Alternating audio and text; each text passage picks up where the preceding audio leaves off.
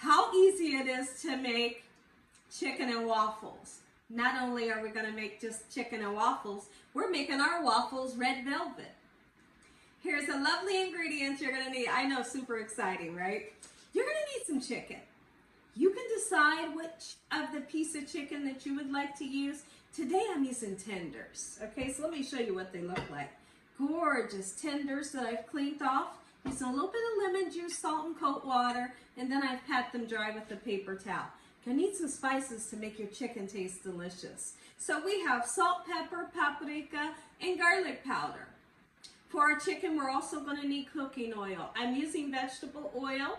We have some all-purpose flour and buttermilk. Now, for our waffles, we're going to be using my favorite pancake mix, right? So this one just requires you to put water in. You can use milk if you would like, okay? And we're going to put some vanilla extract in, and also you're going to need some red food coloring, but if you have a number 40 red food coloring dye allergy or any type of food coloring allergy, this recipe is not for you. You cannot make it. Okay, so now we have some beautiful strawberries that I've been washing off and some powdered sugar. Make sure your hands are impeccably clean. Let's get started with this amazing recipe, Gina Young style. I hope you all are having an amazing day today. Anybody, somebody in the comment section below, let me know if you love chicken and waffles like we do here at the Young's house. All right, I'd love to hear from you. So now, what we're going to do is I want to season up my chicken very well, okay? And so we're going to start with our garlic powder, and I'm not going to skimp on the spices. I want the flavor. To shine through.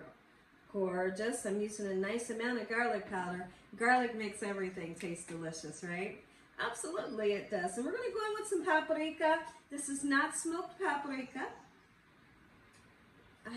There we go. We're going to use some salt. If you can't use it, leave it out. It's that simple. Beautiful. Okay, we're going to put some black pepper. In the meantime, in my pan here, I have my oil heating up to 350 degrees Fahrenheit. When you're frying, make sure your oil is nice and hot. If it's not, it won't fry up right. Okay, so now that we have our beautiful chicken nice and seasoned, we want to kind of rub it together to get those seasonings all over the chicken pieces, just like so, in this manner. And the next thing that we're going to do with our chicken is we want to let these spices really kind of just seep down into this gorgeous protein for about 15 minutes before we dredge it. We wait on our oil to heat up. Now's the perfect time. 10 minutes has passed. The spices has had a nice amount of time to marry with the chicken. Let's go ahead. I'm going to show you how you dredge it. First thing you must do is take this beautiful chicken, put it into something dry, which in our case is the flour. Once you dredge it, give it a nice shake off into the buttermilk, okay? Give it a nice shake, and then back into the flour. Simple, right? Absolutely. Every recipe Gina Young shares with you all, it's going to be simple, and doggone it, it's going to taste good. Okay, just trust me on that. So now we have this nice and dredged. Don't pack in the flour, okay? Give it a nice shake once again, and then onto just a platter so it can sit there. I'll do another one just in case you didn't get to see. All right, our dry part, which is the flour, into the buttermilk. If you wanted to put a little bit of hot sauce in the buttermilk, sure you can. Shake it off into the flour once again.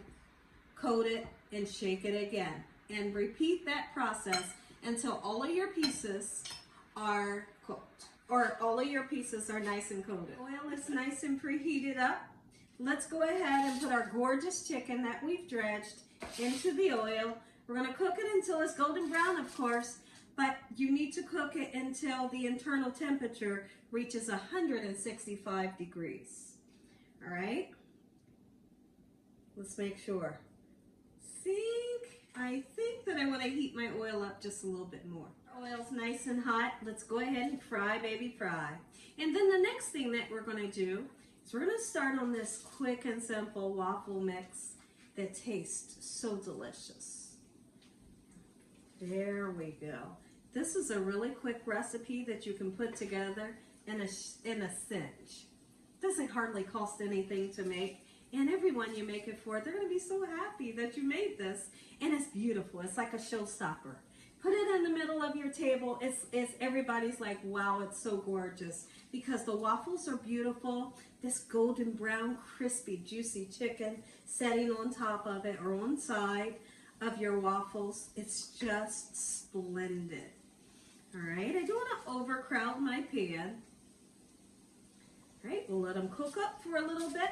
And then once we get our chicken to the point where it's almost done, we'll come back and get started on our waffle batter, just like so. Go ahead and get started on our waffle batter. So I have some water here.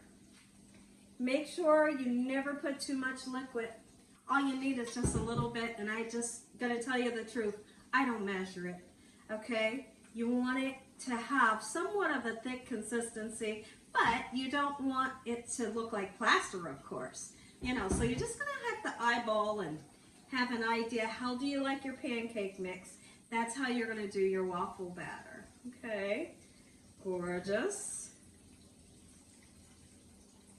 And now that I have the perfect consistency with my batter, let's go ahead and put some vanilla extract in. I never measure it. I love vanilla extract. Oh my goodness, the fragrance is beautiful.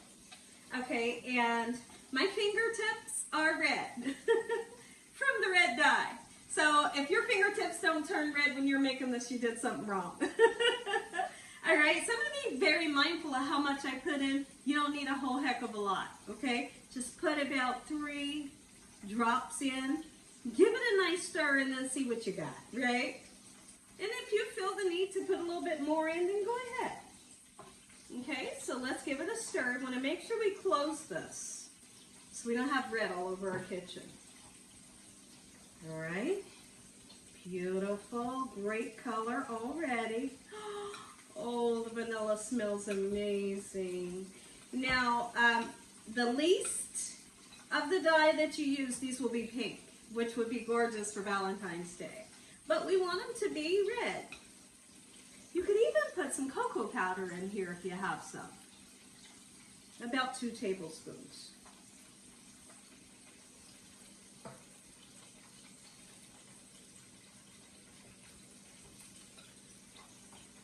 There we go. We have the perfect batter color. And the color will deepen as it sets. Let's take a peek in at our gorgeous chicken and see what it's looking like on the other side. I'm looking for that nice, beautiful golden brown crispiness. The inside's going to be soft, supple, juicy, and so flavorful. And what I love about this recipe is the yin and the yang. We love the salty, we love the sweet. We're going to garnish it with some fresh strawberries and powdered sugar. Oh yes, absolutely. Are you excited? If you're excited, I don't blame you. That we turn some of our chicken over. The whole house smells amazing. All right? Oh yes.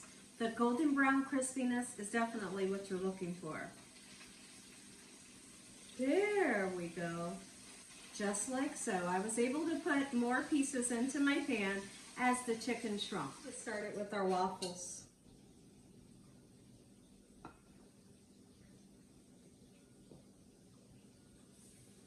Oh, that sizzle right there. My goodness. My husband is super excited about this. Yes, he is.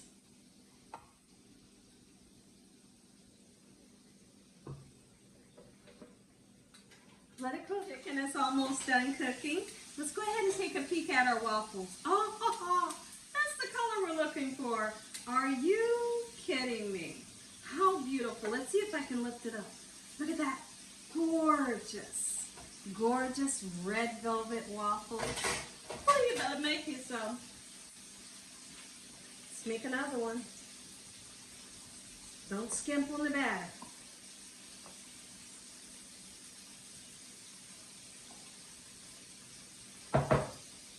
Nice and easy. Take another waffle out. Oh, this part right here, at after it cools down, just take it off. Look at that. Oh, the color is the best.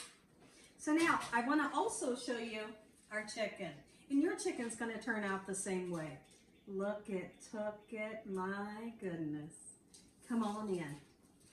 All right, so now listen. What we're going to do, we want to slice a couple strawberries so we can use it for our presentation, just to make it nice and pretty. Make sure you have your syrup nice and heated up. There's nothing like serving someone a waffle, a pancake, or French toast with cold syrup. Make sure your syrup is heated up, and when I come back, I'll show you how I like to present this. When it comes to my strawberries, all I'm really going to do is I'm purposely going to leave the green on because it's super gorgeous, right? All right. And so now we're just going to kind of fan the strawberry. We're going to cut it in maybe 3 to 4 slits. We're going to make sure that we don't cut it all the way through, and then we'll push it to fan it. Watch how it's done.